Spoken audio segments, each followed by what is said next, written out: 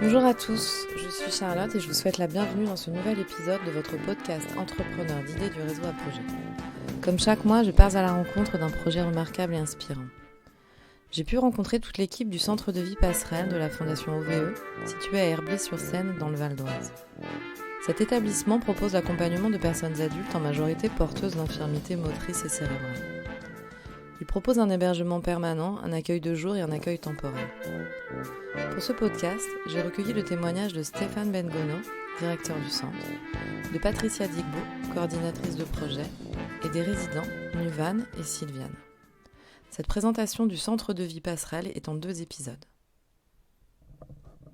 Juste des personnes qui n'ont pas la mobilité, qui ne peuvent pas se déplacer, et qui, dans tout ce qu'on peut vouloir construire avec eux, peuvent être très au fait de ce dont on parle. C'est ça. Enfin, l'expertise qu'ils ont de leurs difficultés, elle ne s'apprend pas en fait. Ouais. Et c'est pour ça que quand j'arrive ici, je suis complètement novice, parce que je ne me représentais pas le handicap tel qu'il est. Et là, je vous dis, c'est des gens qui peuvent passer... si on ne fait pas attention, c'est des gens qui peuvent passer toute la journée assis dans un fauteuil. Ouais. C'est un peu comme si vous faisiez Paris-Sydney tous les jours. Vous vous levez le matin, vous êtes dans un avion. Et le projet de l'association Passerelle, c'était au moins chaque fois dans la journée, les sorties 2 fois de leur fauteuil. C'est déjà un gros défi, parce qu'avec tous les problèmes qu'on connaît, c'est aussi dans la diversité des propositions qu'on peut leur faire, une place importante sur tout ce qui est activité physique, éducation, rééducation. Et donc, c'est des choses qu'on apprend au fil de l'eau quand on arrive en direction d'un établissement comme celui-là. Ce qu'ils ont aussi souvent voulu faire, et ça je pense qu'ils ont pris une place importante dans la ville, parce que la ville d'Herblay nous a accueillis comme étant le premier établissement pour adultes. On est en pleine ville, tout s'est bien passé, et je pense que les liens avec la municipalité se sont faits de façon très spontanée. Donc le nouveau maire qui est encore, je pense qu'il a son 2e mandat, il venait d'avoir son mandat, donc on espère que le jour où je suis arrivé à Herblay, sur le territoire, on a fait ça se fut vraiment après la montée en charge en personnel, ça a été de nous mettre en lien avec la mairie, qui aussi arrivait à découvrir le champ du handicap. Et les premières missions qu'on a pu faire avec, c'était la sensibilisation aux places, on a même eu un prix des trophées direction par rapport à ça. Oui, vous en a parlé. Non, voilà. on n'en a pas parlé, mais donc on a fait une action de sensibilisation, je ne sais pas, quand on commence à vieillir, on perd les dates.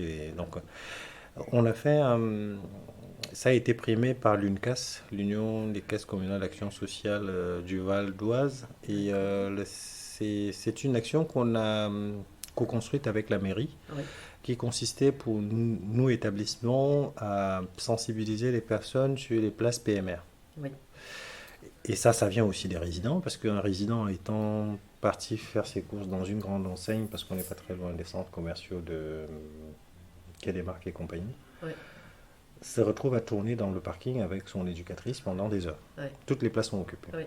Donc il revient ici, il dit à son chef des services, il dit au chef des services, je pense que si j'avais la possibilité de descendre du fauteuil et d'aller crever les roues de tout ce qui était sur les places handicapées, donc on a dit peut-être que de cette colère il pouvait faire quelque chose.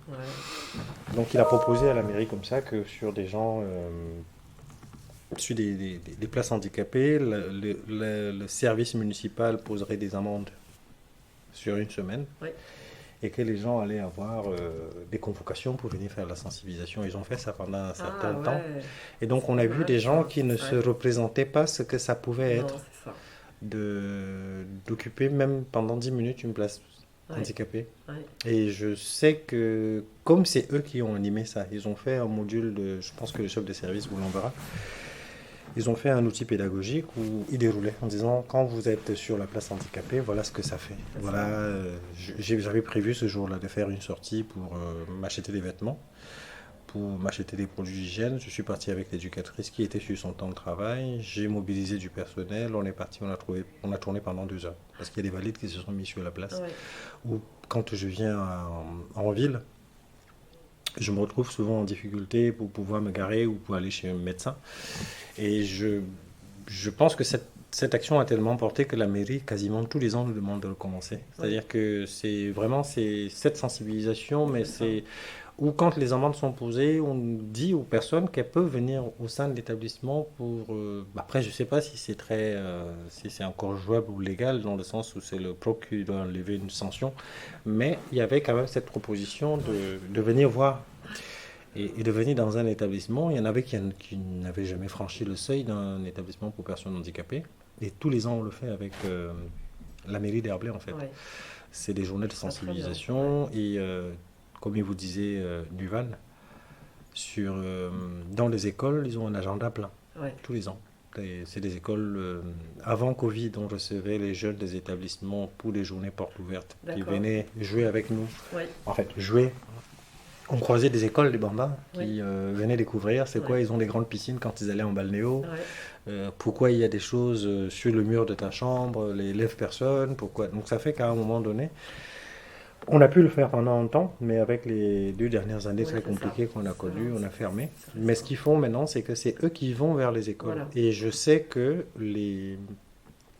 toutes les écoles d'Herblay ont au moins 5 à 6 journées de sensibilisation. Les résidents vont, c'est des sessions chez les tout petits, les moyens, les plus grands. Et ils ont un agenda plein par rapport à ça. Et c'est quelque chose qui est systématiquement demandé à toutes les entrées par les écoles qui sont dans Herblay.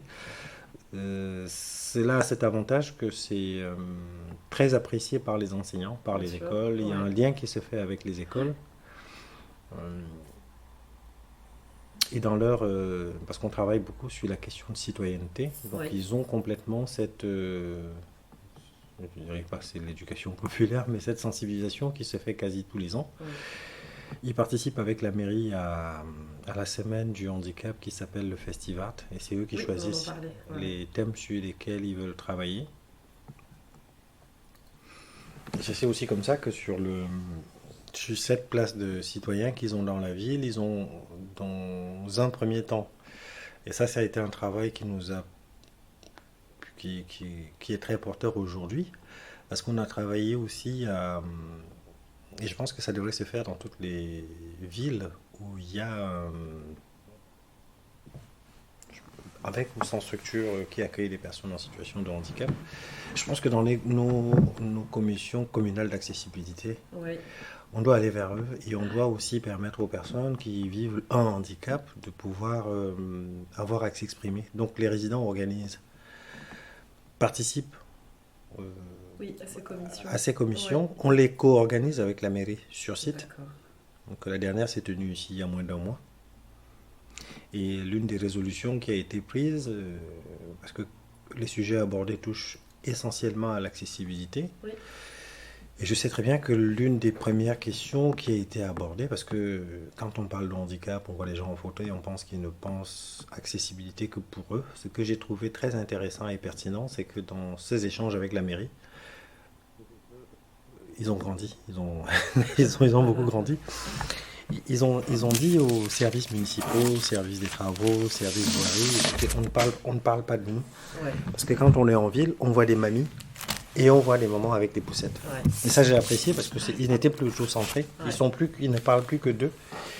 Et la mairie s'est engagée pour que tous les grands travaux d'ampleur qui se feront dans la ville, ils seront associés. Et ça, je pense que c'est une reconnaissance du travail qu'ils font dans tout ce qui est construction du PLU, de tout ce qui est aménagement.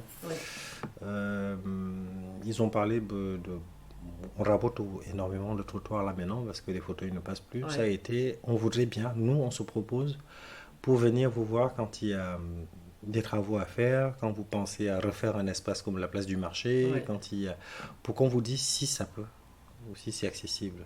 Et ils disent on le fait bénévolement. C'est ça. Au moins on le fait, on sait que pour les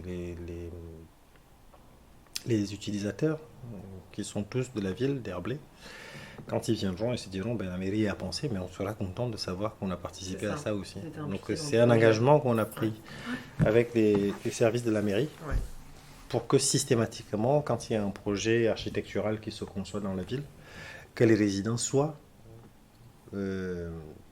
acteurs de ce projet-là.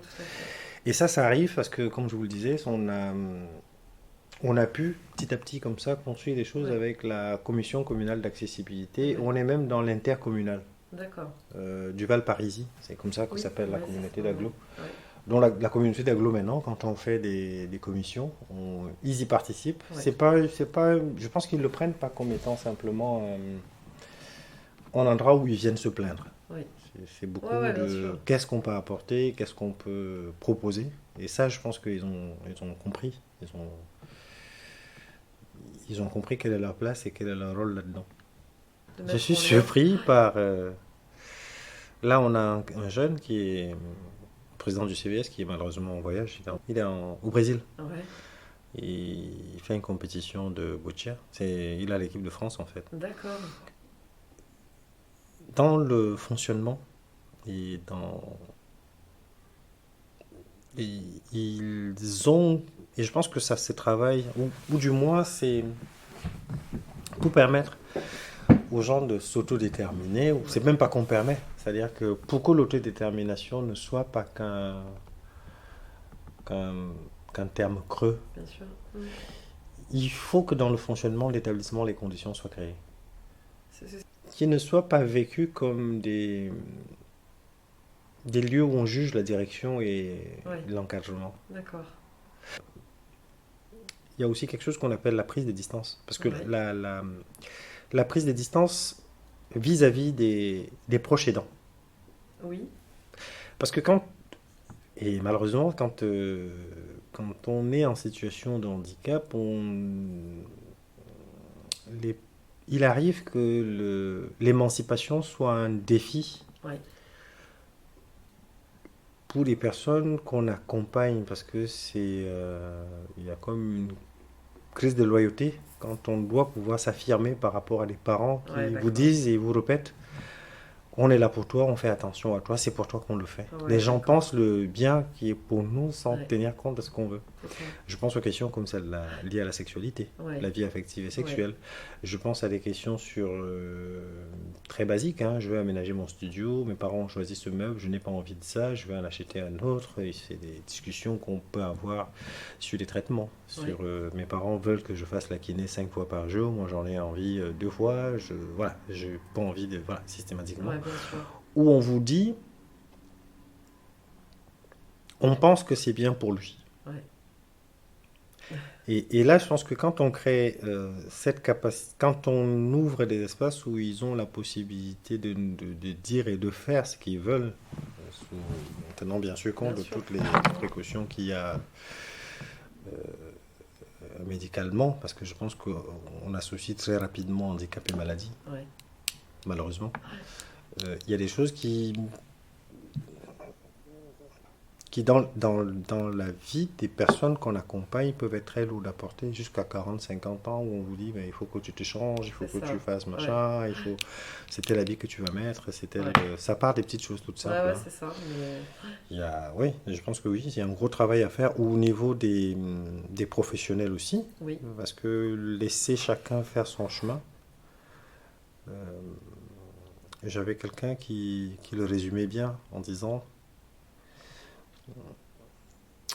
les travailleurs sociaux, les équipes, les directions, nous devons servir de béquille aux personnes qu'on accompagne. Ouais. C'est pas d'être devant, Bien c'est sûr. pas d'être mais on est à côté. C'est-à-dire Ça. qu'on va aider ces personnes à cheminer, à faire leur chemin. Ouais. Ils ont le droit de se tromper, ils ont le droit de se planter. Je prenais encore un exemple. Quelqu'un nous prenait un exemple ce matin à la CDAPH sur la question de l'autodétermination de quelqu'un qui est polyhandicapé qui dit j'ai envie de passer un permis de construire avec les troubles du comportement. C'est pas de dire que tu peux pas, c'est de l'accompagner Ouais. jusqu'à ce qu'il découvre ses limites Ouais. et qu'il fasse avec. Qu'il trouve un autre moyen. Qu'est-ce que cette demande en réalité cache derrière? C'est aussi ce travail-là que Ouais, les c'est équipes. ça. Et je pense que Il n'est pas décidé à sa place. Oui.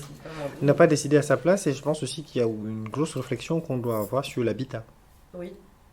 Est-ce qu'on doit considérer que les personnes qu'on accueille Combien de fois vous avez déménagé dans votre vie? Alors, moi, Combien de fois vous avez choisi des maisons Ouais. plus grandes, plus petites, oui, dans une au ville moins ou dans une six- autre? Au moins 6 fois, moi, déjà. Est-ce que l'avenir des personnes en situation de handicap doit être en institution tout le temps, tout le temps, tout le temps? Est-ce que c'est le seul choix? C'est ça. qu'elle peut faire de sa vie et de sa façon de vivre. Ouais. C'est une vraie question. Ah ben, bien sûr, ouais. Et l'habitat partagé, vous pensez que vous pouvez... parce que là, on n'est pas dans ce cadre-là, mais c'est ce que vous disiez, que peut-être il y avait peut-être des projets de... On est sur... C'est ça, je veux dire. On est sur un grand groupe de travail. Ah oui. C'est ça. Je pense qu'on est à la journée du 9. On s'est positionné avec les CREAI parce que c'est des questions qui sont posées. Ouais. Je vous disais qu'il y a des résidents qui aujourd'hui vous disent il faudrait qu'on pense à vivre notre lieu de vie, habiter autrement. D'accord. Donc on s'est mis dans l'établissement tel qu'il a été. Il n'est pas vieux, il est tout neuf, les murs sont neufs. C'est ça. Voilà, et du coup, on a dans le travail qu'on fait avec les personnes que nous accompagnons, on se rend compte que beaucoup se plaisent dans les beaux appartements qu'ils ont, mais que beaucoup d'autres vous disent oui,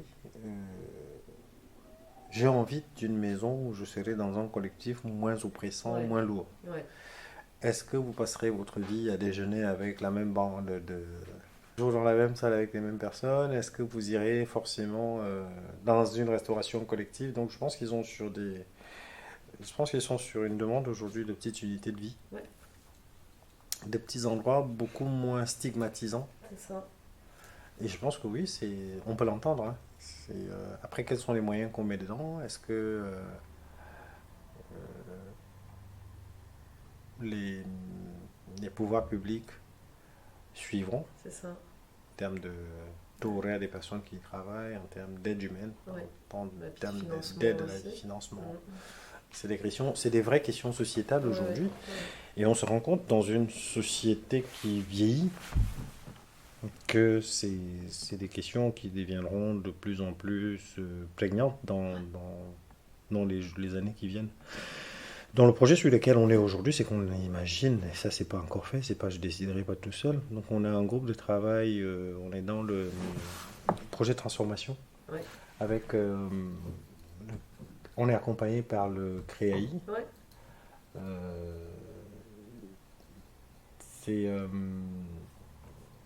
En fait, on s'est servi de ça comme une opportunité parce que l'établissement réactualise son projet. Vous savez que la nomenclature des ESMS a changé. On a EANM, c'est plus l'appellation Femmes-Masse. On a tout ce qui est ouverture sur l'environnement et territoire, tout ce qui est réponse accompagnée pour tous, qui sont, je dirais pas des injonctions, mais des évolutions sociétales. Et dans lesquelles on voudrait s'inscrire. Donc je pense que les résidents aujourd'hui ont d'autres envies que de vivre ici, ou un accompagnement séquentiel, ou d'être de temps en temps sur des petites unités de vie, d'être dans des appartements autonomes avec un passage à domicile. Ils veulent expérimenter d'autres choses. Et donc c'est dans ce travail-là qu'on s'inscrit avec le CREAI, l'ARS, le conseil départemental du Val d'Oise, où on travaille sur la transformation de ce... on repense le projet. C'est ça. Et ça répond à un besoin. Ça répond à un besoin. On a des jeunes qui... Pour les jeunes, plus peut-être les populations plus jeunes, pas forcément. Et je pense même pour les équipes. Parce que je pense qu'il y a...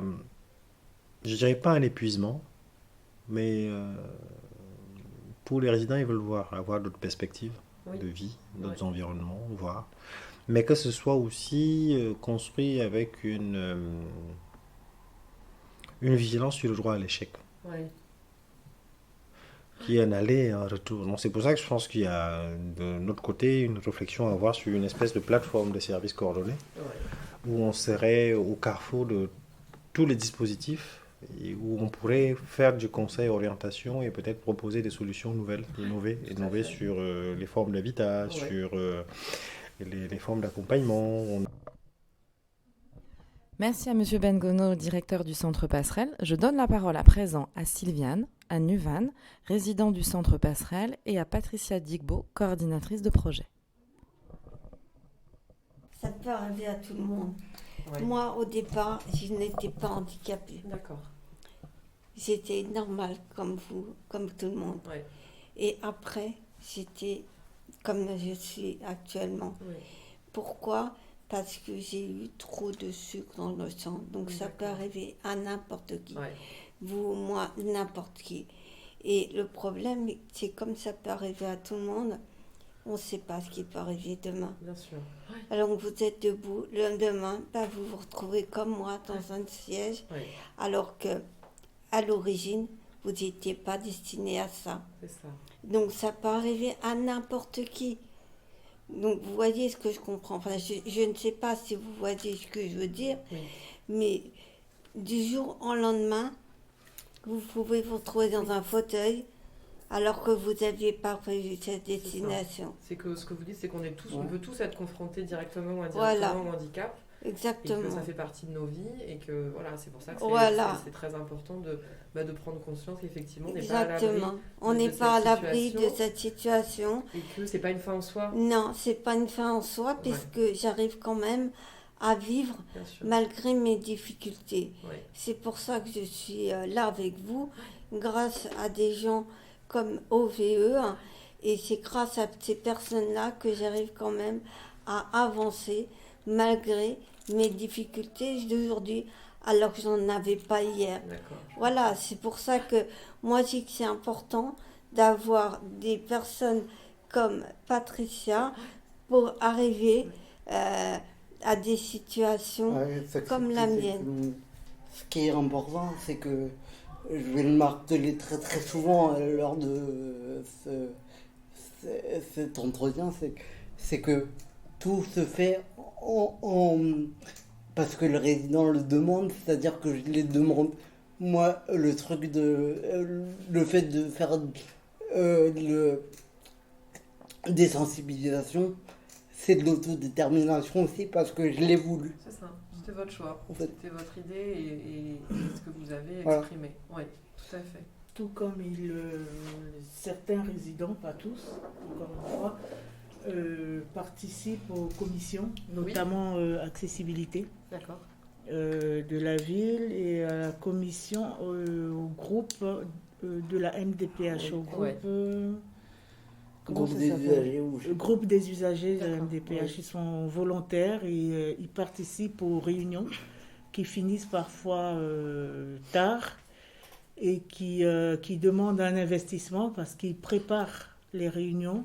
Ils sont accompagnés, bien entendu, mais très impliqués parce qu'il s'agit de recueillir leurs propos à eux D'accord, et de refléter leur vraie réalité, tout à fait. pas celle des accompagnants. Bah, bien sûr. Ouais. On part toujours de l'adhésion. Oui.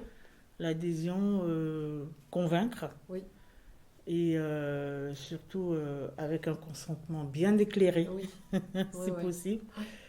Et jamais surprendre ou imposer sous prétexte que, Oui, bien sûr.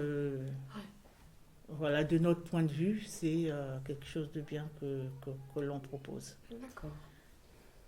Très bien, c'est super intéressant.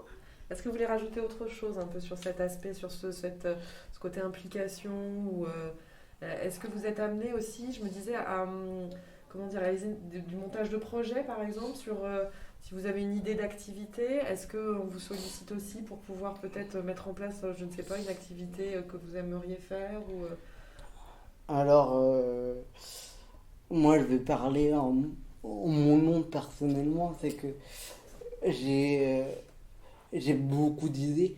Ouais. J'ai beaucoup d'idées, monter des projets.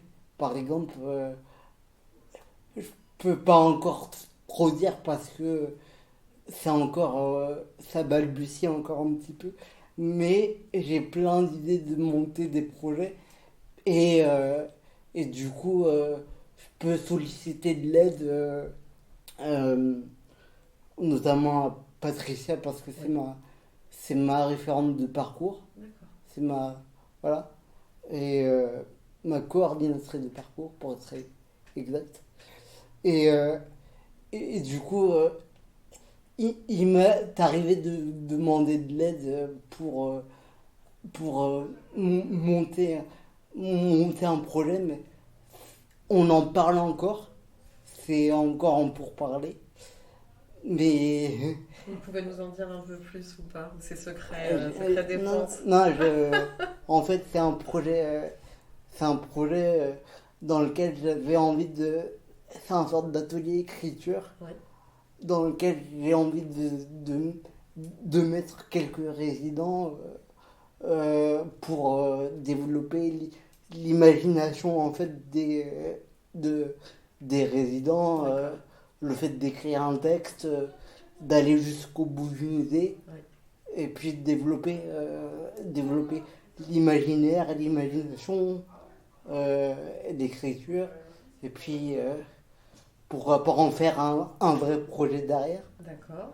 J'ai plutôt envie, comme c'est un projet et que ça veut un petit peu partir en test, en test, je vais juste tester un petit peu comment ça marche.